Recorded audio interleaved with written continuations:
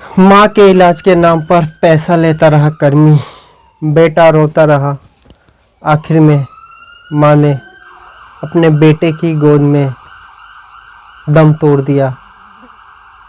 ये बकाया सरकारी हॉस्पिटल की है, जिसके आधुनिकीकरण सुख सुविधाओं के लिए सरकार ने कई करोड़ रुपए की परियोजना चला रही है कि गरीब से गरीब और आखिरी पायदान तक सरकार के द्वारा मुफ्त इलाज, कैशलेस इलाज की भी सुविधा है।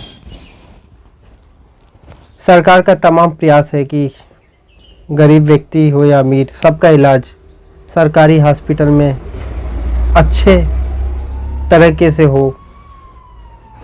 लेकिन कुछ घटना ऐसी आती है कि लगता है कि सिस्टम में ही खामी है, या फिर रिश्वतखोरी का एक ऐसा माया जाल है कि उससे कोई बच नहीं पाता है। नमस्कार, मेरा नाम है केशव चौधरी। काला सच सफ़ेद झूठ की ये एपिसोड में आपका एक बार फिर से स्वागत है।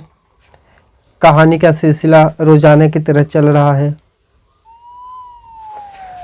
कहानी सुनाऊं तो दिल को दहल जाएगा। उत्तर प्रदेश के शाहजहाँपुर रोजा थाना क्षेत्र के अटसालिया गांव निवासी युवक की मां नन्ही देवी की तबीयत अचानक खराब होती है। घबराया बेटा एम्बुलेंस 108 को फ़ोन करता है।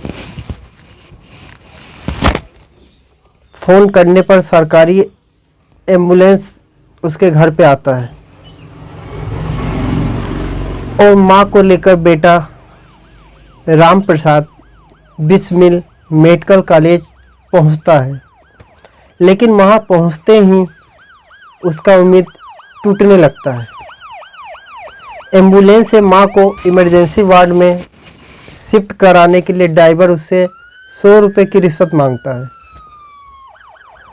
माँ की हालत बिगड़ते देखते हुए वो लड़का ड्राइवर को 100 रुपये दे देता है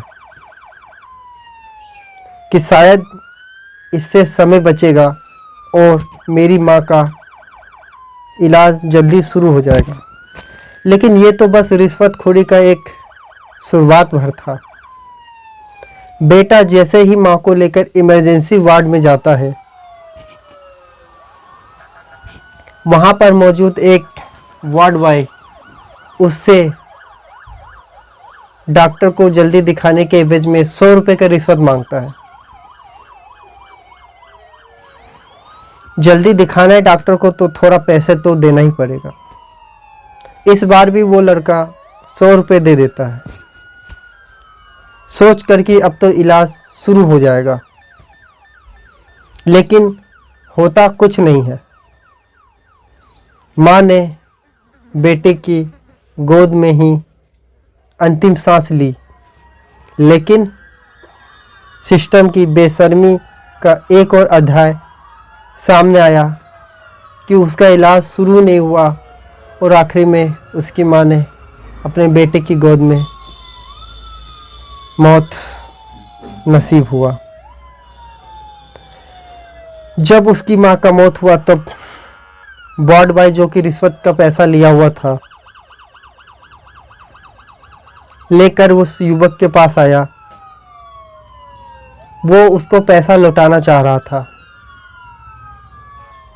लेकिन अब वो पैसे की कीमत क्या जब माँ ही ना बची। बेटे की आंखों से बहते आंसुओं को बीच ये पैसा बेकार हो चुका था। इस हृदय विदारक घटना से साफ है कि गरीबों की जान का कोई मोल नहीं है। जब किसी की माँ की मौत से लड़ रही हो तब भी हमारे सिस्टम में घूस लेने की लालसा कम नहीं होती है। यह एक आम आदमी की त्रासदी है जो डॉक्टर, ड्राइवर और वार्ड बॉय की लापरवाही की भेंट चढ़ चुका है।